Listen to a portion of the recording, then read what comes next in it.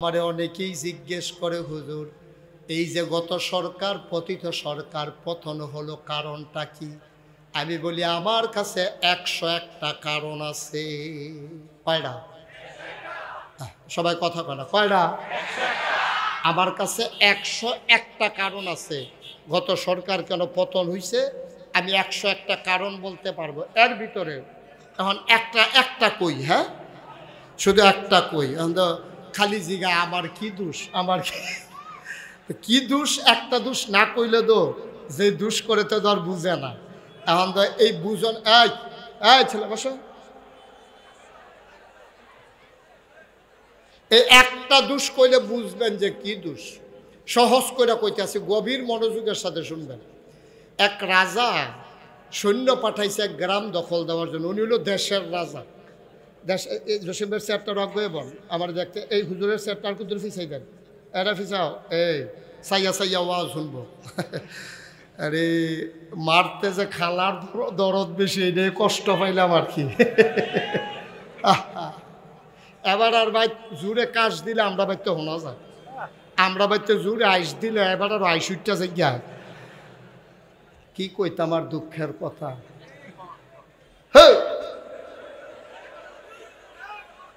দাঁড়া, দুঃখের কথা আর কনের জায়গা নাই। আমিন ক, জোরে ক। মনে করছিলাম কমাইয়া ওয়াজ করাম, ওখান বাড়াইব আর আমার আছে 3-4 ঘন্টাও লাগতো পারে বলো। ফজরের আজানও দিয়া লাইতো ভাই। জসিম ভাই উজু আছে নি? একবারে নামাজ পড়ে বারো আমাল্লা যা করে কর। আমিন কয় না রে? তো ইয়া রাজা মনে আছেন রে, পুরা আস্থা দেশের রাজা গ্রাম দখল দিতে পারাইছে সেনাবাহিনী পুরাটারে, একটা গ্রাম। তো দেশের রাজা গ্রাম দখল দিতে পারাইছে আস্থা একটা গ্রাম। তো গ্রামের মানুষ কয়জন? ওনার তো বিশাল সেনাবাহিনী। তো সেনাবাহিনী গিয়া ঘেরাও দিছে, যুদ্ধে গ্রামবাসী জিতছে, রাজার বাহিনী ঠকছে। রাজমশাই তো খুব রাগ, আস্থা সৈন্যবাহিনী ফাটাই একটা গ্রাম দখল দিতাম পারলাম না, এতান্ডিরে খাওয়াইয়া কি লাভ? রাজা খুব চেতা, খবর দেয় সেনাপতিরে লইয়া ধরা। এখন সেনাপতিরে আনছে, পরে সেনাপতিরে জিজ্ঞাসা, সেনাপতি আমরা কি সৈন্য নাই? কয় আছে। বন্দুক নাই? কয় আছে। কয় গুল্লি নাই? কয় সব আছে। হয়তো তো আমরা এত বড় সেনাবাহিনী থাকতে, বন্দুক থাকতে, গুল্লি থাকতে আমরা যে হাইরা গেলাম, এটা কারণটা কি বলো? তো সেনাপতি কয় 101টা কারণ আছে। আর 1 নম্বরটা কয় 1 নম্বর কারণ হইল, কয় আমরা গ্রামবাসীরা ঘেরাও দিয়া লাইছিলাম, সাইডুগুল দিয়ে বারণের কোনো রাস্তা নাই, বন্দুকও রেডি করে লাইছিলাম। আবার যেই মাত্র ট্রিগারে চাপ দিতাম যায়, এমন সময় চাইয়া দেখি গত রাইতের মেঘে গুল্লি ডি মেঘে ভিজা গেছে।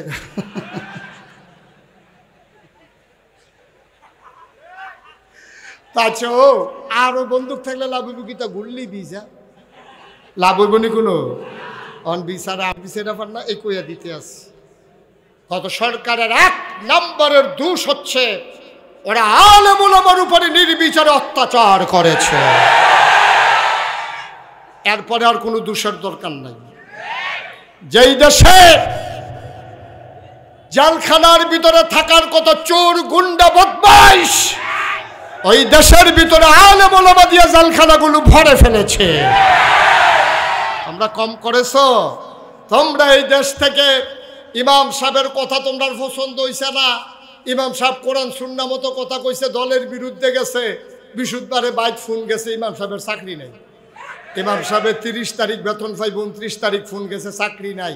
একটা আহা কইছিল, সিল্লানটা দেওয়ানের লগে লগে শহীদিয়া টকটক করে পানি পড়তে আছে। মনে করছে বেতনটা পাইলে বউয়ের একটা শাড়ি কিনা দিব, শাড়িটা ছিঁড়া গেছে গা। মনে করছে নিজে একটা লুঙ্গি কিনবো, সুইটা সেটারে হাফ প্যান্ট কিনা দিব। আর এই জায়গার ভিতরে শুনছে যে চাকরি নাই। হুজুর একটা আহা কইছিল, হুজুরের চোখের পানি আর শুকায় না। হাত যখন বাড়াইছে আল্লাহর দরবারে, আল্লাহর নবী কয় লা হিজাবা বাইনাহু ওয়া বাইনাল্লাহ, তার মাঝে আল্লাহর মাঝে কোনো পর্দা নাই। ঠিক কিনা বলো? আলেম যখন চোখের পানি ছেড়ে দিয়েছে, এই চোখের পানি আর বিফলে যায় নাই। আল্লাহ কয় উদউনি আস্তাজিব লাকুম, ও বান্দা তুই আমারে ডাক দে, ডাক দিতে দেরি, কবুল হতে দেরি নাই। ঠিক কিনা কর? কারবারটাও হয়েছে তাই। কারবারটা তাই হয়েছে। যেই দেশে আলেম ওর উপরে নির্যাতন করা হয়, নিপীড়ন করা হয়, বেইজ্জতি করা হয়, এই দেশের ভিতরে আলেমের চোখের পানি আল্লাহ বরদাস্ত করেন না। তোমরা কম করেছো, অনেক মঞ্চ থেকে তোমরা বেইজ্জতি করে আলেমদেরকে নামিয়ে দিয়েছো, ঠিক কিনা বলো? তোমরা আলেমদের সামনে থেকে মাইক কেড়ে নিয়েছো। আমি বলেছি যেদিন গেছে একেবারেই গেছে, ভাদসবে তো লড়াই হবে, সমানে সমান, ঠিক কিনা বলো?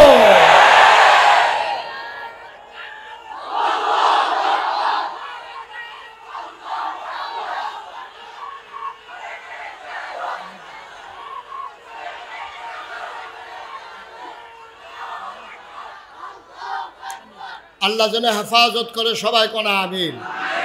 ওই যে দুষ খুঁজা পায় না, এই একটা কইয়া দিলাম আর কি, কি দুষ, ঠিক কিনা কও? সব সব নবীদের ওয়ারিস, ওলামায়ে কেরাম নবীর ওয়ারিস। খুব চিন্তা করে কাজ করতে হবে। আব্দুল মালিক একজন এই ইমাম, ইমাম আবু হানিফা, ইমাম শাফি, ইমাম মালিক, ইমাম আহমদ ইবনে হাম্বল, চারটা বিখ্যাত মাযহাব আছে, হানাফি, শাফি, মালিকি, হাম্বল। আলেম তো ইমাম মালিক তো অনেক বড় ইমাম, বড় আলেম। ওই জমানার রাজা ওনার ছেলেকে আলেম বানাইতে চায়। তখন উনি ওই ইমাম মালিকের খবর দিছে, কর্মচারী পাঠাইছে, গাড়ি পাঠাইছে, কয় যাও হুজুরকে নিয়ে আসো রাজদরবারে, আমার ছেলেকে হুজুরের মতো আলেম বানাতে চাই। তখন হুজুর একটা চিঠি লেখছে বাদশার কাছে, বাদশাহ আপনি বোধহয় বুঝেন নাই, আলেম কারো দরজায় যায় না, আলেমের দরজায় মানুষ আসে। সুবহানাল্লাহ বলবেন না? আলেম কারো দরজায় যায় না, আলেমের দরজায় মানুষ আসে। শুধু আপনার ছেলেরে পড়ানোর জন্য আমারও লয়ে যাবেন গা। আপনি যদি আলেম বানাইতে চান তাহলে আপনার ছেলেকে আমার ঘরে পাঠাই দেন। সুবহানাল্লাহ বলবেন না? এটা হচ্ছে আলেম, এটা হচ্ছে আলেম। সাংঘাতিক জিনিস। আমিন কর, জোরে কর। যেই কথাটুকুন বলতেছিলাম, আমরা সবাই জান্নাতে যেতে চাই, কথা কন, জান্নাতে যেতে চাই। তো যাইতে চান জান্নাতে, কাম করতে আসি সব জাহান্নামের, তো জান্নাতে যাবেন কেমনে? এখন আজকে সকাল থেকে এই পর্যন্ত কে কি করছেন কেউ জানে না, আল্লাহ জানে না। কি জানে না? আপনি কি ফজরের নামাজ পড়ছেন নাকি পড়েন নাই এটা আমি জানি না, আমি জানি না, আমি তো ছিলাম না আপনার পাশে। আপনি জানেন, আর জানে কে? আল্লাহ। আপনি যদি ফজরের নামাজ না পড়া থাকেন আর এখন স্লোগান দিয়া যে হগলে আমার লোকে কইলেন জান্নাতও যাইতেন চান, এটা কিরকম সাউন্ড? সাউন্ডটা কিরকম বুঝলাম না তো কিছু। কিও আপনি হুকনাথ বইয়া থেকে দোয়া পড়তে আছেন, আল্লাহ গোসল যেন হইয়া যাই, গোসল যেন হইয়া যাই। আরেকবার দোয়া হইল দশ ফাড়িতাম গোসল হইব কিন্তু তুই হুকনার মধ্যে বইয়া থাকলে। আপনি হুকনার মধ্যে বইয়া থেকে গোসল যেন হইয়া যাই, দোয়া পড়লে কাম হইতো না, তো ফানিত মন লাগবো তো। আপনি যদি জান্নাতে যেতে চান তাইলে আপনি জান্নাতি কাজ করা লাগবে। আব্বা আপনার উপরে আল্লাহ তাবারক ওয়া তাআলা এটা ফরজ করে দিয়েছেন। এখন জান্নাতি বান্দা আমরা হতে চাই। এবার আসুন কেমনে জান্নাতি বান্দা হওয়া লাগবে সবাই একটু মনোযোগের সাথে জেনে নেই। আল্লাহ বলছেন কুলু লা ইলাহা ইল্লাল্লাহ, তোমরা সবাই পড়ো লা ইলাহা ইল্লাল্লাহ। এটা কি মুশতাক ফয়জির কথা না আল্লাহর কথা? এবার সবাই মিলে আমার সাথে পড়েন লা ইলাহা ইল্লাল্লাহু মুহাম্মাদুর রাসূলুল্লাহ সাল্লাল্লাহু আলাইহি ওয়াসাল্লাম। মোহাব্বতের সাথে পড়েন লা ইলাহা, জোরে জোরে লা ইলাহা,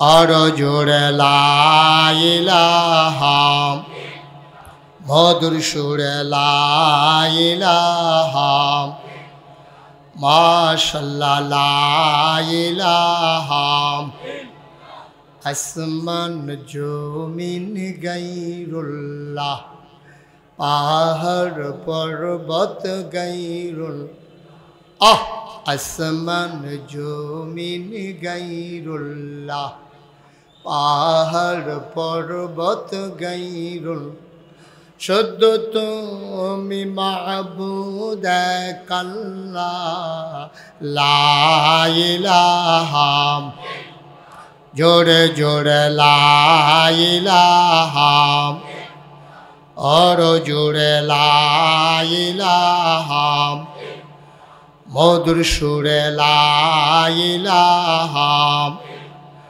মাশাআল্লাহ লা ইলাহা লা মাবুদা ইল্লাল্লাহ লা মাশুকা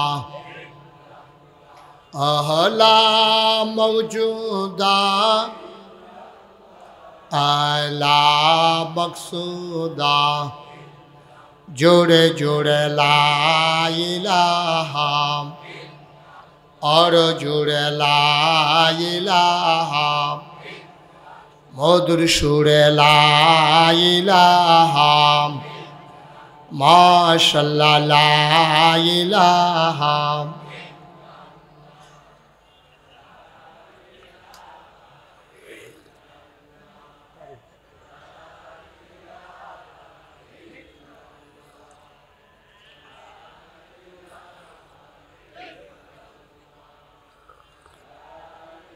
তারে জাতা দিয়া বল লা ইলাহা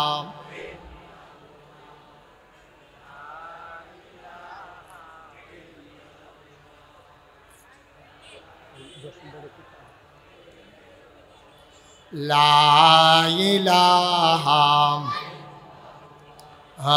লা ইলাহা দাওটা তো লা ইলাহা লা ইলাহা লা ইলাহা লা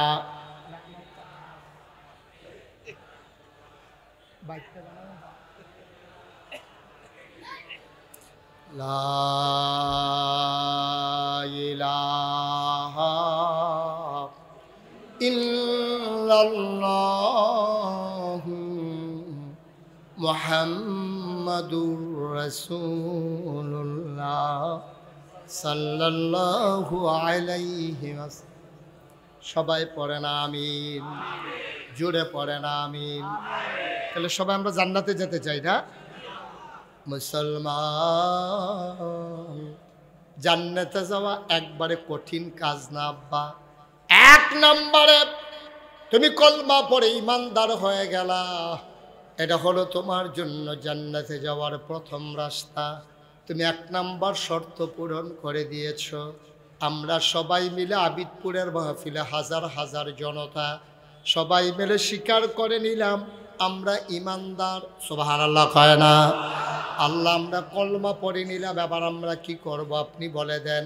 আল্লাহ কয় একটা কাজ করো, আকিমুস সালাহ, তোমরা নামাজ কায়েম করো। সুবহানাল্লাহ কয় না? তোমরা নামাজ কায়েম। এটা কি আমার কথা না আল্লাহর কথা? আচ্ছা, তা আমরা একটু আল্লাহর জিগাই। হ্যাঁ আল্লাহ, আচ্ছা মনে করেন আমরা নামাজ কায়েম করলাম, তো কি হইব? ফললে কি হইব, না ফললেই কি হইব? মনে করেন ফললাম আর কি, তো কি হইব? আল্লাহ কয় ইন্নাস সালাতা তানহা আনিল ফাহশাই ওয়াল মুনকার। তুমি যদি নামাজ কায়েম করো, তুমি মনে রাখবা এই নামাজ তোমাকে মন্দ কাজ, খারাপ কাজ থেকে এই নামাজ তোমারে ফিরাই রাখবে। তুমি 5 ওয়াক্ত নামাজ জামাতের সাথে আদায় করো, নামাজ তোমারে ফিরাই রাখবে। এবার আসো, নামাজ কায়েম করা কারে কয়? তাফসিরে মারিফুল কোরআন আল্লামা শফি রহমাতুল্লাহ আলাই, পাকিস্তানের বিখ্যাত একজন মুফাসসির, উনি কয় নামাজ কায়েম করা মানে হইল 2টা জিনিস। 1 নম্বরে ফরজের জায়গায় ফরজ, ওয়াজিবের জায়গায় ওয়াজিব, সুন্নতের জায়গায় সুন্নত, মুস্তাহাবের জায়গায় মুস্তাহাব, মুস্তাহাসানের জায়গায় মুস্তাহাসান, সবগুলোকে জায়গা মতো ঠিক রাখা, তারে কয় নামাজ কায়েম করা। বলো সুবহানাল্লাহ। কত মজার কথা। কোরআনের সবচেয়ে বড় যে সূরাটার নাম হলো সূরা বাকারা। এটার ভিতরে 276টা আয়াত, 40টা রুকু। আল্লাহ কি কয় শুনো, আল্লাহ কয় আলিফ লাম মিম যালিকাল কিতাবু লা রাইবা ফি হুদাল লিল মুত্তাকিন।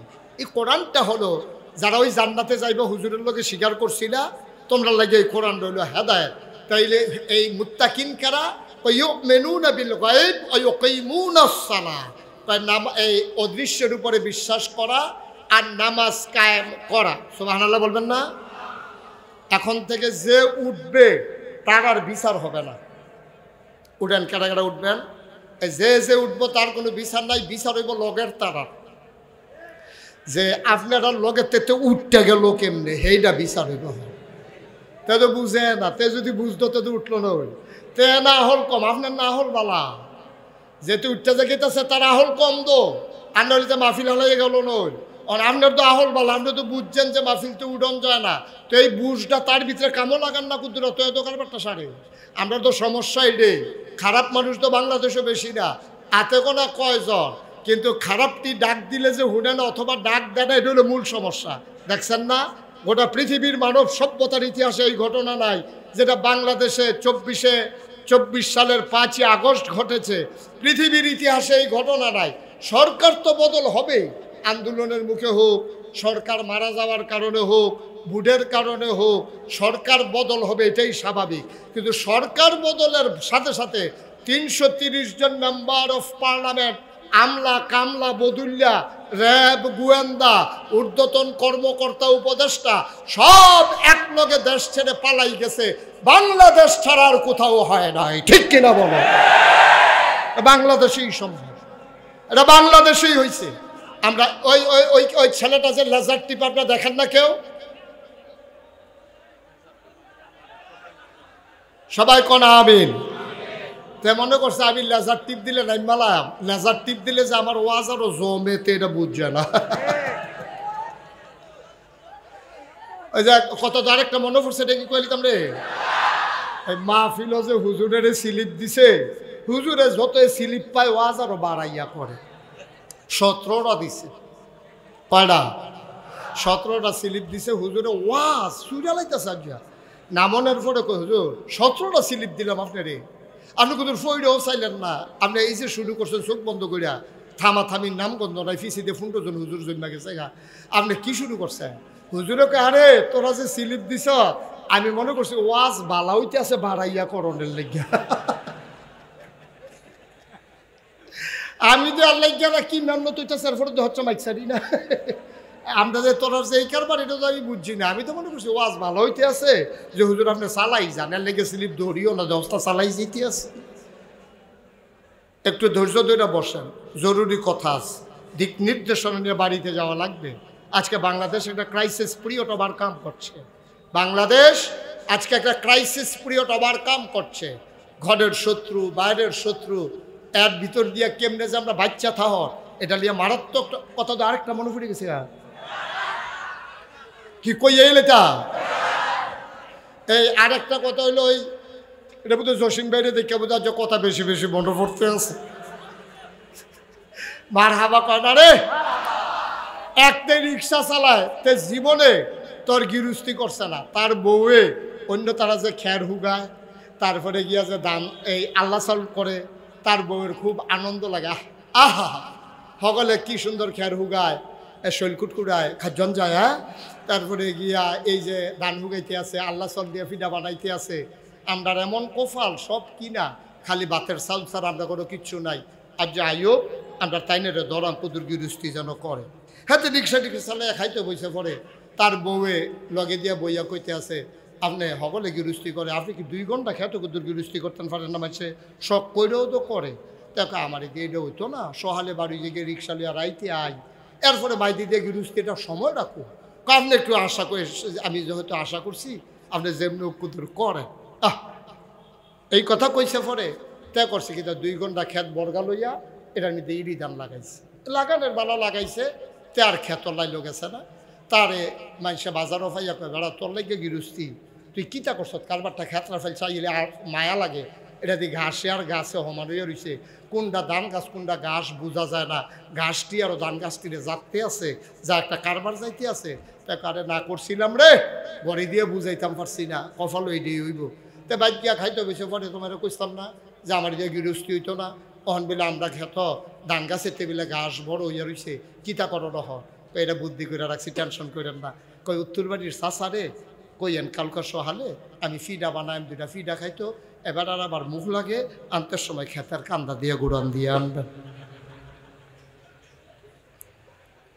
এখন এই বেরিয়ে বুদ্ধি হইলো ওই ধান গাছটির মধ্যে মুখ লাগাই যেমন গেলে আর নিরান লাগতো না খারাপ কি কেন এখন হাতে গিয়া সেটা সহালে কইছে চাচা আইয়েন কয় কো আমরা ভাই আপনারা বউয়ে ফিডা বানাইছে কইছে দুইটা ফিডা খাইবেন কারে তা আগে কইবি না আচ্ছা চল এখন রওনা দিয়া তে করছে কি তা এই রাস্তা দিয়া নাই ইয়া খেত কোনাইচ্ছা নামছে নাইমা তার যে ক্ষেত্রে এটা চারিগুল দেখালি ঘুরে তা হেবাটা কই কি তার এখন ঘুরোস কে রে কয় চাচা ক্ষেত্রা আমি করছিলাম তুই করছ কহ এর লেগে তো ঘুরতে আস আমি তো চাচা আসান না খেয়াল করে আসান না এই ধান গাছটি রে কেমনে ঘাসে একটা ফেস লাগাই রাখছে তো এবারে তো কইব মুখ লাগাইব তো ঘাসটি জ্বলিয়া যাবো গা এই আশায়তে যখন কইছে চান না যে ধান গাছটির উফরি দা কেমনে ঘাসটি বাইয়া রয়েছে এবার আইস দিয়া সেটা আমিও তো চিন্তা করতেছি এত ঘাসের ভিতরে ধান গাছটি রয়েছে কেমনে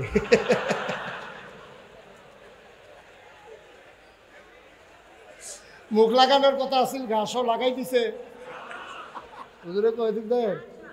লাগাই দিছে কখনো ধান গাছ এই কারবার হয়েছে এইটা নাউজুবিল্লাহ কইতা না জোরে কইতান না নাউজুবিল্লাহ আল্লাহ যেন মাফ করে সবাই কোনা আমিন। তাইলে এক নম্বরে আমরা নামাজ কায়েম করলে কি হইব এই নামাজ কায়েম করলে নামাজ খারাপ কাজ বন্ধ কাজ থেকে ফিরাই রাখবো। নামাজ কায়েম কারে কয় ফরজের জায়গায় ফরজ এটিরও কয় আহাকাম আরকান এটি আছে 13টা ফরজ বাইরে 7টা ভিতরে 6টা মিলে কত হইছো এই 13টা ফরজ এই 13টা ফরজ যদি একটা ছুটটা যায় নামাজ হইব নি এই 13টা ফরজ হলো ঘরের কোনাইলা ফালার মতো মাইদি দিয়ে একটা ফালা না থাকলেও ঘরটা কোনো উপরে লইয়া পড়ে না কিন্তু কোনাইল্লা ফালাটা ফুটে গেলে গা এই ঘরটা রাহন যায় না এই 13টা ফরজ হলো কোনাইল্লা ফালার মতো এটি কোনো মাইদের ফালাটা যেটার লোকে জানালা লাগাইবা দরজা লাগাইবা এই 13টার উপরে নামাজটা খেয়ে রয়েছে এইটারে ঠিক মতো রাহন এইটারে কয় এই নামাজের আহাকাম আরকান 13 ফরজ এই 13 ফরজের ভিতরে আপনার এই নামাজ পড়ার অন্যতম প্রধান শর্ত হলো পবিত্রতা। পবিত্রতা মানে আপনার ফরজ গোসল হইলে ফরজ গোসল করন অজুর কাম লাগলে অজু করন অজু আর গোসল না পারলে তায়াম্মুম করন এটা হলো 1 নাম্বার। এই জন্য কয় আসসালাতু মিফতাহুল জান্নাহ আল ওযু মিফতাহুস সালাহ কয় নামাজ হলো জান্নাতের চাবি আর অজু হইলো নামাজের চাবি সুবহানাল্লাহ কইতেন না।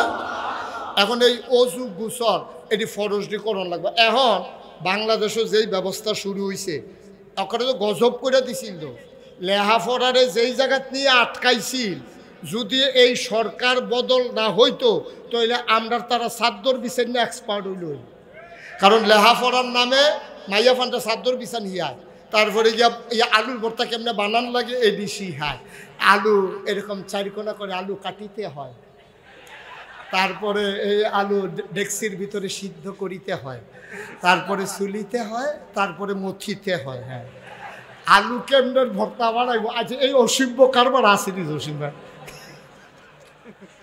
মনে হয় যেন আমরা আগে আস্তা আলু খাইছি তারা ইয়া ভর্তা বানান হিয়েছে এই একটা ভাব কার কইতাম এই দুঃখের কথা গজব করে দিছে মাইয়া পান্ডা চাদর বানান সিহা তারপরে ফলা পান্ডে ব্যাঙ্গে কেমন লাভ দেয় আচ্ছা তারে ব্যাঙ্গের লাভ সিহানের দরকারটা কি থেকে ব্যাঙ্গ হইব বাঁচলে তো তারে ব্যাঙ্গে কেমনে লাভ হয় সাইকেল কেমনে কিরিং কিরিং এটা কি আমি মানে এরকম বড় ফোড়া আমার এই জীবনে আমি আর দেখছি না এই কারবার গজব করে দিছিল। আল্লাহর মেহেরবানি হয়েছে আবার লেখাপড়ার দিকে একটু সুযোগ ফিরে আসছে গজব তো হয়ে গেছিল জাতি ধ্বংস হয়ে গেছিল ফলাফাইন পড়ার টেবিলতে উঠে গেছে গা মা বাপে অতিষ্ঠ হয়ে গেছে গা মা বাপে আশা ছাইড়া দিছে ওখান বই না কিনা দিয়া তারে ডেলি দুধ আর ডিম খাওয়ায় দেখো আম্মা তুমি যে আমার বই কিনা দাও না দুধ ডিম খাও গে তা এই বই দিয়া কোনো তোর পড়া হইতো না দুধ ডিম খাওয়াইয়া শরীরটা বানাইতাম ফলে বিদেশ পাঠাই দেন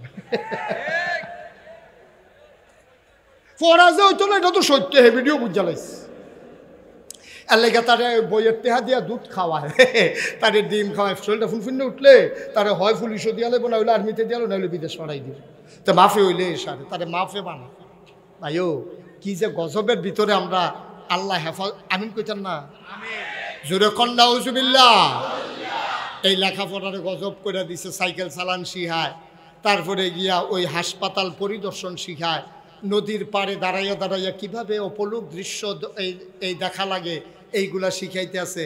ফলা মাইয়ার অবাধ বিচরণের মাধ্যমে ধ্বংস করে দেয়া হচ্ছে। আমি বলেছি আমরা মেয়েদের লেখাপড়ার বিরুদ্ধে না। আমি মুশতাক ফয়েজি, আমি বিশ্বাস করি আমার মেয়েদের লেখাপড়া দরকার।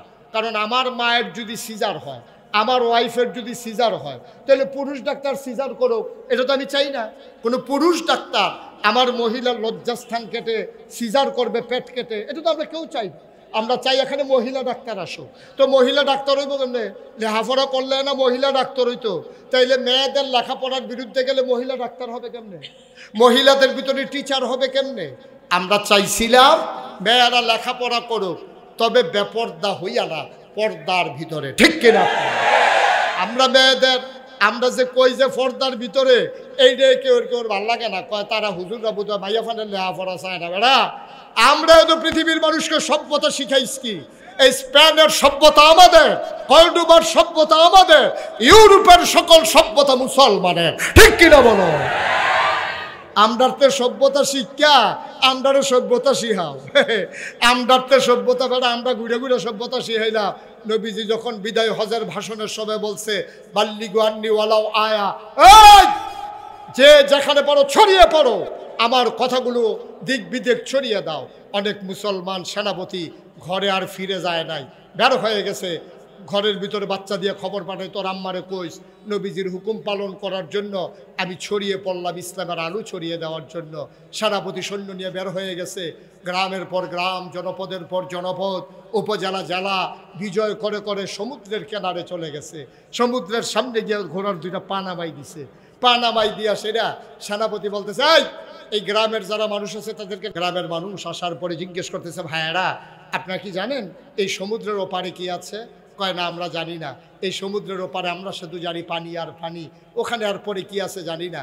সাহাবা আকাশের দিকে হাত বাড়িয়ে চোখের পানি ছেড়ে দিয়ে কয়, আল্লাহ ও মাওলা ও রব্বে কারীম, ওরা যদি বলতো সমুদ্রের ওই পারে আরেকটা জনপদ আছে, আরেকটা গ্রাম আছে, ওখানেও একদল মানুষ আছে, খোদার কসম আমি আমার এই উটটাকে, এই ঘোড়াটাকে সমুদ্রের ভিতরে সাঁতরে নামিয়ে দিতাম, সাঁতরে সাঁতরে ওপারে গিয়ে আমি দিনের আলো পৌঁছে দিতাম। সুবহানাল্লাহ বলবেন না?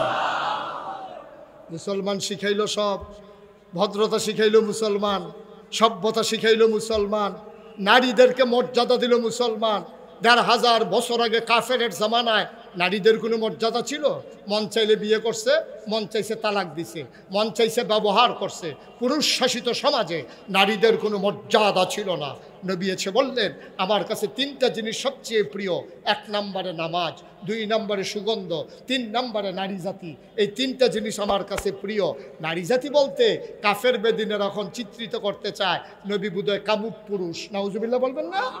নবী বুদয় নারীর প্রতি দুর্বল, এই জন্য কইতেছে নারী তার প্রিয়।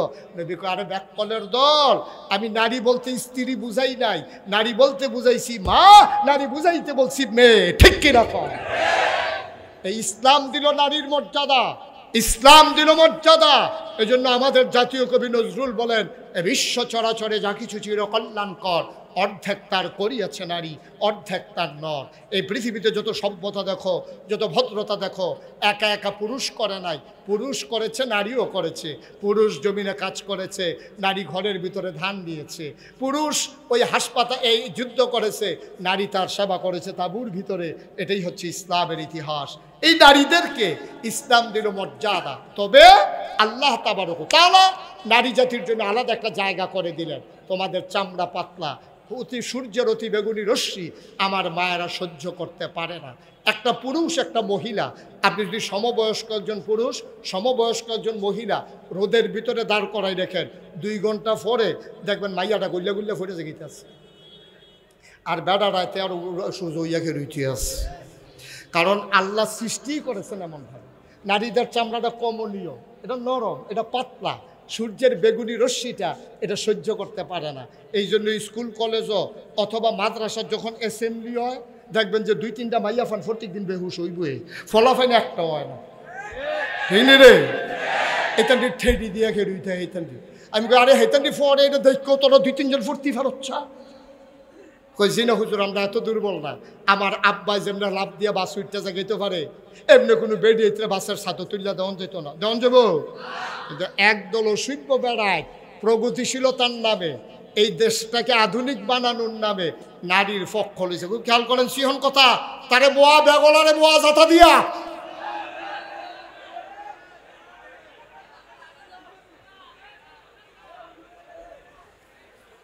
এই ওয়াজের ভিতরে উঠতে গেলে কোন ওয়াজ শুনবো তে? আমিন ক জুড়ে আর্জুন নাই জুড়ে শৈল্লা লাড়া দিয়া গলাটা জারা দিয়ে জুড়ে আমরা সকলে মিললে একটা আমিন। এতক্ষণে কুদ্দুর আওয়াজ হয়েছে। আর্জেন্টিনা বসো একটা ইন্টারন্যাশনাল মাহফিল বানাই নিছে এটারে। আর্জেন্টিনার তাবিদ ফুল লুক হয়েছে, ব্রাজিল তো আইসে বিশাল্লে পাইবি। হ্যাঁ আমিন কন জোরে কন। ওই যে কথাটা বলতেছিলাম, নারী নারীর জায়গায় কাজ করবে, পুরুষ পুরুষের জায়গায় কাজ করবে। নারী করবে ভেতরে ছায়াতে, পুরুষ করবে রোদে। আমরা বেড়াইতে যেমন আলু তুলতে পারে, বেড়াইতে যেমন লচ্ছই সিরা আনতে পারে খেতেতে, বেড়িতের দ্বারা এটি সম্ভব না। বেড়াইতে যেমন নিমসার বাজারও জাতাজাতি করে আলু বেচাইয়ে বেড়াইতে এমনি বাজারও গেলে বাঁচত না। যায় একবার বাজারও গেছিল এক বেরিয়ে, ঘটনা কিন্তু সেটা কি কইলে তা কোরবানির ঈদ কি ঈদ রে? কোরবানির সময় এক তেথায় বিদেশ হাতে ফোন করে তার স্বাস্থ্য বের করেছে, কি করে তোরা কি গরু কিনা লিস? কয় না আমরা ছয় নাম হইছি। কয় তো আমার কথা তোরা মনে করছ তা? কয় তুই যদি কিছু কইলি না আমরাও কিনলাম না, কইলাম না। কয় না আমার এক নাম রাখিস, তোরা বাবিতে গিয়ে মাগরিবের পরে টেহা আনিস। মাগরিবের পরে ছয় বেড়া মিল্লা টেহা আনতো গেছে, গেছে পরে বেরিয়ে কয় কি এর টেহা? কয় তোমরা বিলে আমরা লোকে কুরবানি দিবাতে বিদেশ থেকে ফোন দিছে। কয় তো কুরবানি দিলে দেম টেহা দেম কিতা? তো তো টেহা ছাড়া কুরবানি দিব কেমনে? আমার টেহা লোক লইয়া যা। কই লইয়া যাবা? কই তো তোমরা বাজারও যাবা, আমি যেতাম না। গরু খালি তোমরা এসে আমার চাওয়ার দরকার আছে না? আমরা কুরবানি এক নামে কুরবানি না। এখন ছয় বেড়া মিল্লা অটুর সাইডুগুল দিয়ে বইয়া বেটিটারে বাই দিয়ে বইছে। কুরবানি কিনতো যায়, কুরবানি দিয়ে পশু কিনতো কিনানোর আগে বেটিটা তারা কুরবানি দিয়া লাইতেছে না ছয়জনে মিল্লা। এখানে সাইডুগুল দিয়ে আকিস বিটি ধরাইয়া টানতে আছে, ইটার বাটাটা আগ্রাইতে আছে, বেটিটা বাইক গান বইয়া রয়েছে কুরবানি। দাঁড়া ফর্দা করণ হইল ফরজ, এই ফর্দা করণ কি তারে? কুরবানি দেওয়া হইলো ওয়াজিব। কুরবানি দেওয়া কি ওয়াজিব? তোরা বেটা ফর ওয়াজিব ঠিক করতে গিয়া তোরা ছয়টা বেড়া বেটিটারে বাইক গান বইয়া যে সাইডুগুল দিয়ে বইলি, তোরা কি আর কুরবানি? তোরা দি ফরজ ছুটে গেছে কা তোরা? হ্যাঁ তুই তো ফাগড়ি বান্ধন শূন্য তো ঠিক আছে, লেগে কি তুই লুঙ্গি ছিল ফাগড়ি বেঁধে নিবি তুই? তো ওয়াজিব রক্ষা করতে গিয়া এই ছয় বাড়া কেন বেরিয়ে বইছে। আমরা তো লজ্জা শরম নাই তো, এই যে ওয়াজও কইতে আসি লাভ হইব কি? এই লজ্জা শরম আমরা গেছে তো বিদায় হইয়া ছয় বেড়ায় মিল্লা বেরিয়ে বাজারও লয়ে গেছে। তখন বেড়াইতে তো আর শরম নাই, বেড়াইতে শরম থাকলে তো ছয়জন সারিগুলতে বললি তোর বইতে পারলো না। বেড়াইতে তো শরম নেই, গরুর তো শরম আছে। গরু তখনও সরম বলছে না, যখন বেডিটারে দেখছে একটা চোখ ফাঁক দিছে। কায়রা বেডিয়ে চোখ ফাঁকটা ধরতে পারছে না। গরুয়ে মনে মনে নিয়ত করে রাখছে ফাওয়ার কাছে গেলে টের পাইবা আমি কি চিনিস। যেই মাত্র বেডিয়ে সামনের তে গুড়ান দিয়া ফিসে গেছে, গরু একটা লাথি দিয়া বাজারও কি এক লাথির লোকে খালো না। লজ্জা সরম বলতে কি আমরা কোনো জিনিস আছে না? কোন জিনিস আছে? আমরা ইসলামের পক্ষে না, নারীর পক্ষে না। তোমরা নারীর পক্ষে, তোমরা নারীর প্রগতিশীলতার নামে, আধুনিকায়নের নামে আমার নারীকে তোমরা বিয়ের উপযুক্ত মেয়েকে তোমরা ফুটবল খেলার জন্য মাঠে নামাই দিছ, ক্রীড়ার জায়গা খুঁজা পাও না। না বল গেছে মাঠের উত্তর মাথাত ফলাফেনে চাইয়া রয়েছে দহিন মাথাত। ফলাফেন কি খেলা চাইতে গেছে? গেছে দহিন লেগে বল করতে চাইয়া রয়েছে কো, বল গেছে এক ফাইলতে চাইয়া রয়েছে আরেক ফাইল। এটি কইলে কই হুজুররা আধুনিকতা পছন্দ করে না। তুমি ফুটবল খেলাইতে নামাইতে পারলে উদাম করে মারো নামাই দিলে এটা হইলো আধুনিকতা। এই মুসলমান এই আধুনিকতাতে বিশ্বাস করে না, ঠিক কিনা বল? আমরা বলি নারী আধুনিক হবে, নারী প্রগতিশীল হবে, সমাজ বিনির্মাণে নারীর ভূমিকা থাকবে। এর মানে নারীকে উলঙ্গ করে, অর্ধ উলঙ্গ করে তুমি কলগাল বানানোর জন্য নারীকে ব্যবহার করবা, বাংলার মুসলমান তা হতে দেবে না। ঠিক কিনা বলো? কত তো আরেকটা মনে পড়ছে, এবার মনে পড়ছে হাইকা কারে দেখকে কইলে তোমরে কইলাই আর হকলবেলা আর আইনা নাই, লক্ষণ খারাপ। আমিন কয় না, জুড়ে কয় না আমিন। এখন সেই কথাটা ওই যে আচ্ছা হুলা এটা ওই আবার এটা কইয়েন না, এটা কইয়েন না, এটা লক্ষণে না কই হুদুদি কইলি। আমার টাইম হইল 9টায়, আইনা দিছেন কয়টায়? আমার টাইম 10 আসে। আমি যে ওয়াজ করতেছি এটা হলো নফল রোজার মতো, ফরজ কারবার সময় গেছে। আমার ফরজ আমি ফাড়ুই লইছি না রে। সূর্য মাগরিবের আজান দিয়া লাইছে, আর পরে আবার ইফতার খাই কেটে চিকেন কিনতেন। মাগরিবের আজান দিছো সুইরা না এমন টাইম গেছে আমার ফরজ রোজা শেষ। মার হাবা কস্তা দি এতান দিল্লিকে তো ওয়াজ করন যেত না, আরো জুড়ে কমার হাবা। এখন ওই যেই কথাটা কইতাম লইছিলাম, ওই বাংলাদেশের বেড়াইত কিছু অসভ্য বেড়াইত আছে, প্রগতিশীল বুদ্ধিজীবী। এই বুদ্ধিজীবীটি দেখলে আমার মনটা বুদ্ধিজীবী তোরা খেয়াল করছে, আমি তো সব খেয়াল করন লাগে। বাংলাদেশে যত বুদ্ধিজীবী দেখবি সবই দেখবি তালুকা চলা, একটারও মাথার চুল নাই। আমার মাথা তো চুল কন্যাইতেছে, মনে হয় বুদ্ধিজীবী হইতে আসছি।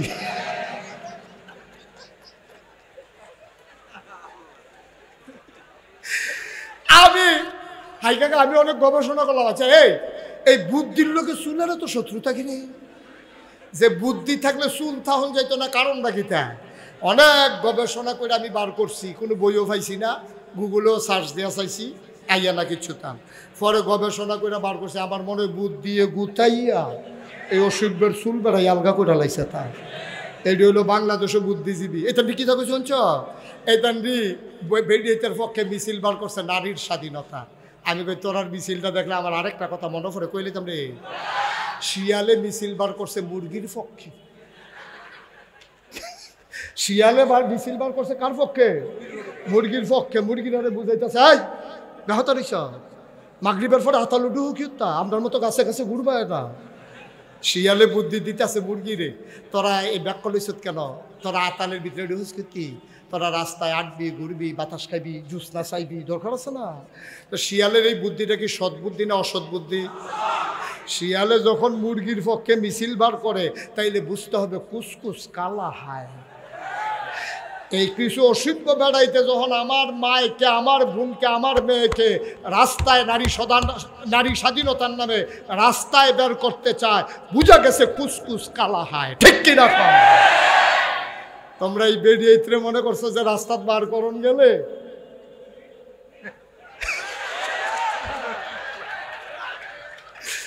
না হুজিবিল্লাহ কয় না রে। এই অসভ্যের দলে আমার নারীকে, আমার মাকে বেপর্দা বানাইয়া তারা ওই নারীকে কলগাল বানাতে চায়, তারা নারীকে উপব্যবহারের সামগ্রী বানাতে চায়। আমি বলি নারী তোমার মুখরঞ্জন সুখরঞ্জনের জন্য বানানো হয় নাই, নারীকে বানানো হয়েছে এই পৃথিবীতে আল্লাহর জমিনে আল্লাহর দ্বীন কায়েমের পথে পুরুষের যেমন ভূমিকা আছে, নারীও তেমন ভূমিকা পালন করবে। ঠিক কিনা? অনেকে আমার এই জিজ্ঞাসা, হুজুর এই হুজুররা ক্ষমতা তাইলে সব বেরিয়ে ত্রিবিলে বুর্খা গাও দেওয়াই লাগবো? আমার অনেকে জিজ্ঞাসা। আমি কই হুজুররা যখন বুর্খার দোহান দিছে কি করবো? হর এটা তো গাও কেউ রে না, কেউ রে তো গাও দেওয়ান লাগবো। হুজুররা ঠেহা ফুটা রয়েছে, তোমার বউরে হেবারার জিয়ে রে বুর্খা গাও দেওয়ান হলে হুজুররার কাম নাই দোখাইয়া দাইয়া। আরে তোর বউরে যদি তুই উদম করে রাস্তার ছাইরা দেস, আমার ঠেহা কি তা বুর্খা গাও দেওয়ানে? ঠিক কিনা কম? তোর মা উদম হইয়া চললে যদি তোর শরম না করে, তোর বউয়ের দেখা যদি ফলাফেনে টিটকারি মারে, তোর যদি শরম না করে, তা আমি শরম পাইয়া লাভ হইব কিতা? লজ্জা তো তোরে না দরকার। ঠিক কিনা কম? তোমার বউয়ের বুর্খা গাও দেওয়ানোর দায়িত্ব আমার না। এই যে গরু ছাগলটি উদাম হইয়া আনে, আপনি কি কেউ হাফ প্যান্ট কিনতে গেছি কেউ? তো ঠেহা কি? এই গরুটি ছাগলটি উদাম হইয়া আটে না, আপনি হাফ প্যান্ট কিনা দিছেন, আপনি এবারে যেমন চাইয়া রয়েছে মনে হয় লুঙ্গি কিনা দিছে।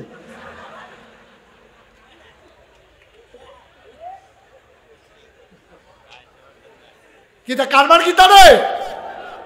এটা হলো গজবের লক্ষণ। নারীর জায়গায় দায়িত্ব পালন করবে। এই পৃথিবী একটা সভ্যতার চাকা, এই চাকা যত ঘুরবে পৃথিবী যত সভ্য হবে। আর এই চাকার নাম হইল, চাকার ভিতরে দুইটা অংশ, একটা হইল টায়ার, একটা হইল টিউব। পুরুষ মহিলা মিলাইয়া এটা একটা সভ্যতার চাকা। এই চাকাকে ঘুরাইতে হবে, থামিয়ে রাখলে পৃথিবী আগাবে না, বাংলাদেশ পিছিয়ে পড়বে।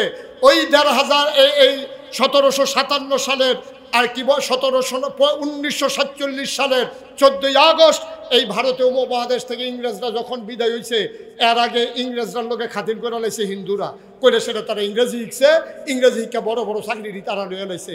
আমরা হুজুররা তখন বেশি বুদ্ধির পরিচয় দিতে পারছে না, তারা কইছে ইংরেজি ভাষা শিক্ষা করা হারাম। এই কথা কইয়া সেটা ফোলাফেন্ডে আরাম হয়ে ঘুম ফাতাইয়া বইয়া রয়েছে। এই তেনটা আর ইংরেজি শিখছে না, ইংরেজরার লোকে কথা কইতে পারছে না, আমরার দিয়ে মুনি দেওয়াইছে আর চাকরি করছে হিন্দুরা, কইরা সেটা আমরার উপরে যা পারছে তাই করছে।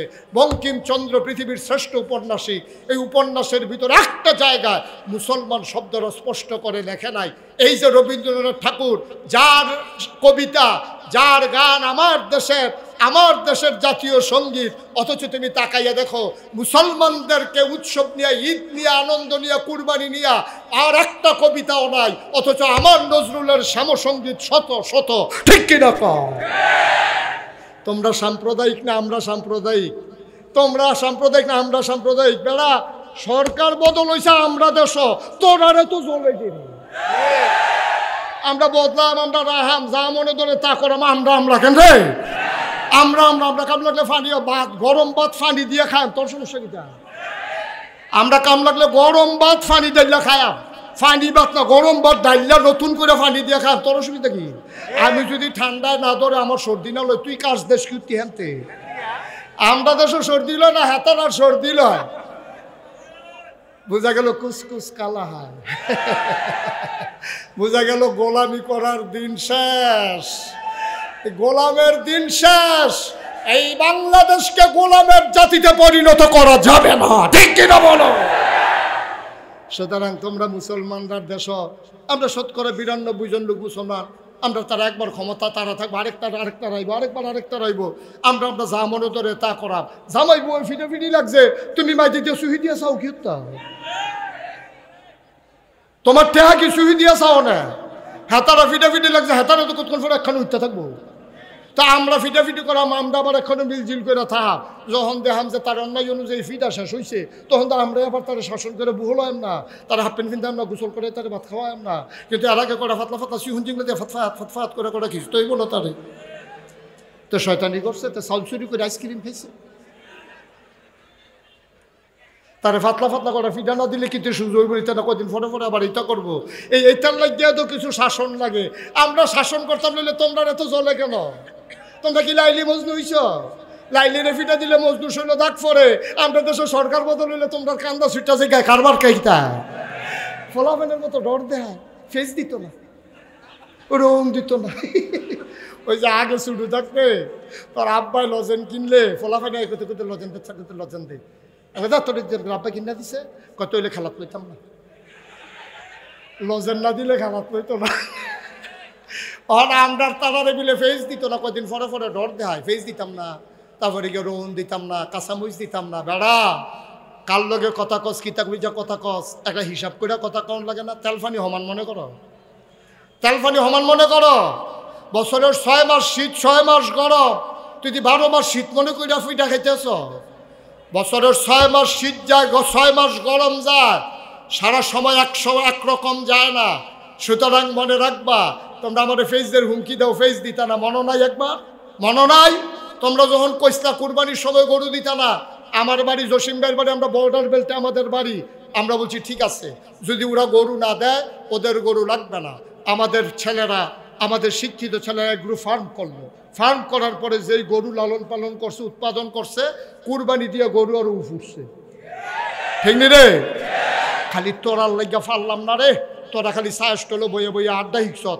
যেই টাইমটা আড্ডা দেস, এই টাইমটা কটা ফেজের সারা নিমসার টাইম না, সিফা সাফাত লাগাই রাখলে তো কারবারটা করতে যাই। আমরার ফেজ যদি আমার সারে, আমি যদি ফেস কিনন না লাগে, আবুল কাসেম সরকার যদি ফেস কিনন না লাগে, জসিম ভাই যদি ফেস কিনন না লাগে, তাহলে বাজারও জিনিসের চাহিদা থাকলে না দাম বাড়ে। যখন দেখবো যে ফেস লইয়া বইয়ে রয়েছে জিগায় না কেউ, তো এই ফেজার কিনে গেলা, এই ফেজের কোনো দাম আসেনি। আমি কই তোমরা কি মনে করছো ইন্ডিয়ার তার আমরা মাগ না দাও? বেড়া আমরা তো বর্ডারের কাছে বাড়ি, আমরা তো জানি তোরা কাটাতারের বেড়া থলে দিয়া আগে টেহানেস এরপরে কাডল ফাড়াস, আগে টেহানেস এরপরে আনারস ফাড়াস। তোরা যখন খাইতে পারস না দেখে যে ফুচ্ছে যাবো গা, তখন আমরা টেহানিয়া কোনো মতে তোরা বাচ্চত। যখন আমরা কইছি আর খাইতাম না, তোর আর কি অবস্থা যাইতেছে টের পাইতাছি না মনে করছো? সিল্লান্ডা না থামাইবা দাঁতে কামড় দিয়া, সোহের ফানিটা থামাইবা কি দিয়া? তোমার সোহের ফানি আমরা দেখে লাইছি না তোমরা? সিল্লান্ডা না থামাইবা কামড় দিয়া, সোহের ফানি থামাইবা কি দিয়া?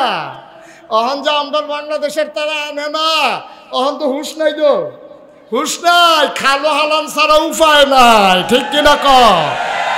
আমি আবিদপুরের এই হাজার হাজার জনতার কাছে আহ্বান জানাতে চাই, আমি মিনতি করতেছি বিনয়ের সাথে, আজকের পর থেকে কালকে সকালবেলা সবাই অন্তত 1 কেল করে ফেস লাগান, 1 কেল করে রৌন লাগান, কয়টা কাঁচামরিচ লাগান, কয়টা ধনিয়া পাতা সিটা দিয়ে হালাই রাখে। দেখবেন যে যদি ফিসের গাতাটা, বাড়ির ফিসের যে গাতাটা, এটার মধ্যে কয়টা তেলাপিয়া হালাই রাখে, কয়টা তেলাপিয়া হালাই রাখে। বাজার করতে লজ্জা পারছেন না? হ্যাঁ, তো 2টা তেলাপিয়া ধরেন, তেলাপিয়া ধরে সেরা ওই যে আব্বাই যে ফেস করছে শহীদ তলে ফেস দো, হ্যাঁ তা আব্বা 2টা ফেস পেলা দিয়া, তেলাপিয়াটা দিয়া, কাঁচামরিচটা ভাইটা দিও, ধন্যবাদ সিটা দিও রে।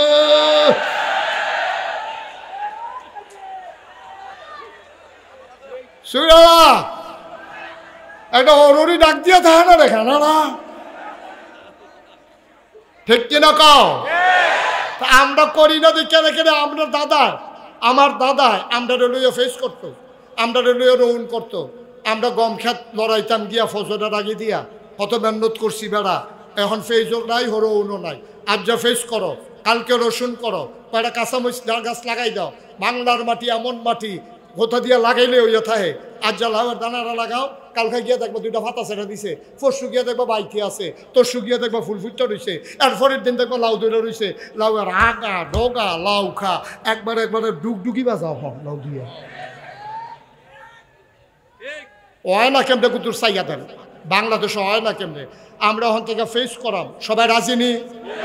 আমি মুন্সিগঞ্জ মাহফিলে গিয়ে কই আইছি, যারা বড় খেত আলু করো 1 কেল ফেস করো, 1 কেল রৌন করো, নিজেরটা নিজে কিনবা, কেউ বেসনও লাগতো না, তুমি দেওয়ানো লাগতো না, তুমি খালি বাজারও যাইবা না তো এ সারে, তুমি বাজারও যেতে ফেসের লেগিয়া, তুমি গৃহস্থী করো ফেস রৌন করলে কুতুর কি দেওয়া হয়?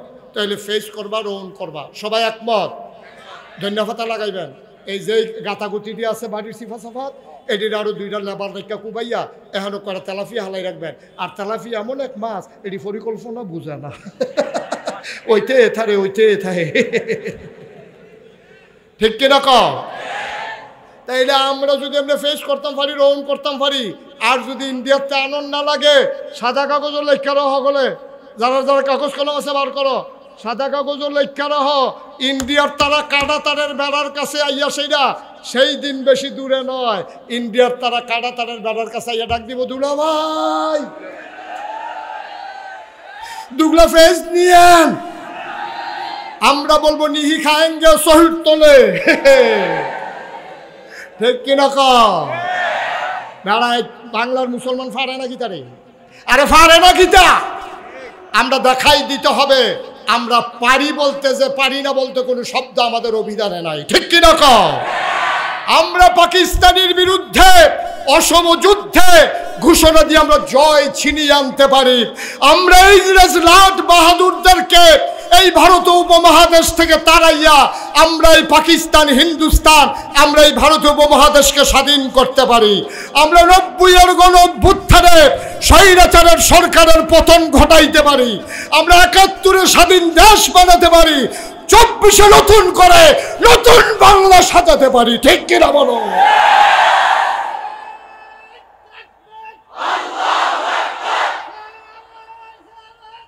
সবাই পড়ে না? আমি শেষ করে দিচ্ছি, যেইতে মরারে ডরায় না, তারে বন্দুকের গুলি যে এলাপ আছে, আমরার ফলাফল মরারে ডরায় না। আমরা হইলে আবু সাইদে সিনা টান টান করে খেয়ে রয়েছে, পোস্টমর্টেমের রিপোর্টে দেখা গেছে একটা গুলিও তার ফিডো না, সবটি তার বুহ, ঠিক কিনা কও?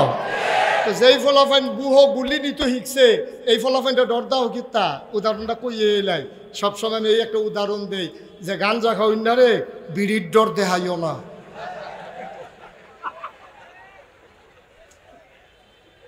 গাঞ্জা খাওয়াই না রে বিড়ির ডর দেখাইও না, তার ভিতরে বিড়ি আইয়ার যায় টের পায় না, তো গাঞ্জা খাইয়া ভিতরে কর হালাই দিছে।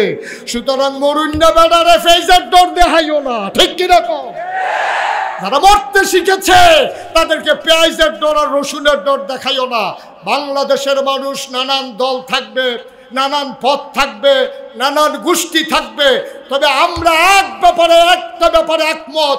56,000 বর্গ মাইলের এই বাংলাদেশ, টেকনাফ থেকে তেঁতুলিয়া, রূপসা থেকে পাথুরিয়া, এই বাংলাদেশের ব্যাপারে আমরা যে দল করি, পীর সাহেব হোক আর মুরিদ হোক, ইমাম হোক আর মুক্তাদি হোক, নেতা হোক আর কর্মী হোক, লেবেথর লেবার মুচি হোক, আমার এই দেশের স্বাধীনতার ব্যাপারে আমরা জীবন দেব, দেশ দেব না, ঠিক কিনা বলো?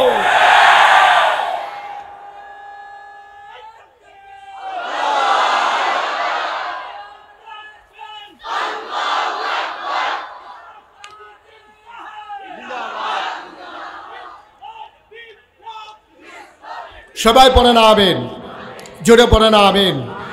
এই দেশকে এগিয়ে নিয়ে যেতে হবে, এ দেশের জন্য নিজের জীবন যৌবন সব বিলিয়ে দিতে হবে।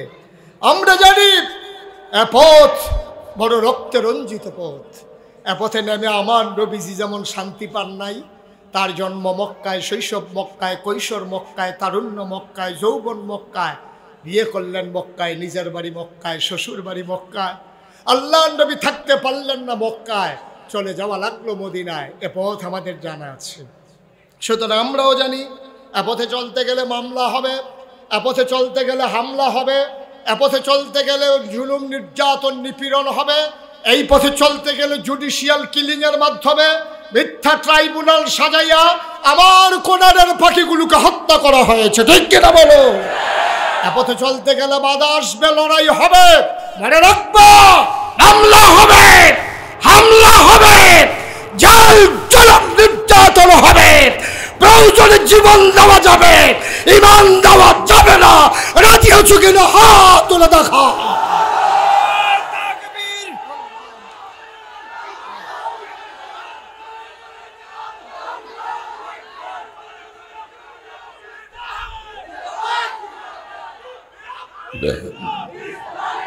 সবাই পড়ে না আমিন, জোরে পড়ে না আমিন। এটা সবসময় মনে রাখবেন, আমরা একই ঘরানার মানুষ, এক জায়গার মানুষ। একজন মানুষ যখন আলোচনা শুরু করে দেয়, তাকে থামাইয়ে আরেকজনের আলোচনা দেওয়া মোটেও সুন্দর কোনো কাজ না। জসিম ভাই আসছে, আমি দেখছি, আমার নিয়ত আছে তো ওনাকে আমি বসে থেকেই ওনাকে কথা বলাবো, কিন্তু যারা অনাকাঙ্ক্ষিত 2-3টা কথা বলছেন, এগুলো আবিদপুরের মাহফিলের সাথে যায় না, এটা আবিদপুরের মাহফিলের সাথে যায় না। আপনি মনে মনে তওবা করেন, আপনি আল্লাহর কাছে মাফ চান, আর নয়তোবা আপনার ধ্বংস আপনার আসবে, এখানে কারো কোনো হাত নাই, ঠিক কিনা কর? কারণ এই মাহফিলটা আল্লাহর ওলিদের প্রতিষ্ঠিত মাহফিল। এখানে ফুরফুরের হুজুরের মাহফিল, এটা সারসিনার হুজুরের মাহফিল, এটা জৈনপুরের হুজুরের মাহফিল, এটা সোনাকান্দার হুজুরের মাহফিল, এটা সিঙ্গুলার হুজুরের মাহফিল, এই মাহফিল বাতেন সাহ হুজুরের মাহফিল, এই মাহফিল মাওলানা ফয়েজ আহমদের মাহফিল। সুতরাং এমন কোনো আল্লাহর ওলি নাই যাদের পা এখানে পড়ে নাই। সুতরাং এই মাহফিল নিয়ে কথা বলে কোন সময় কার সর্বনাশ হয়ে যায়, এটা থেকে বাঁচা বড়ই কঠিন। আল্লাহ আমাদেরকে মাফ করুক। সবাই পড়ে না আমিন। সবাই মহব্বতের সাথে বসেন, আমি কাউকে উঠতে বলি নাই, একটা লোক উঠবেন না। এখন আমাদের সামনে শুভেচ্ছা বক্তব্য রাখবেন আমার প্রিয় ভাই, আমার এলাকার সন্তান জনাব হাজী জসিম উদ্দিন। মাইক্রোফোনটা দাও। সবাই বসান, আমি উঠতে বলি নাই তো।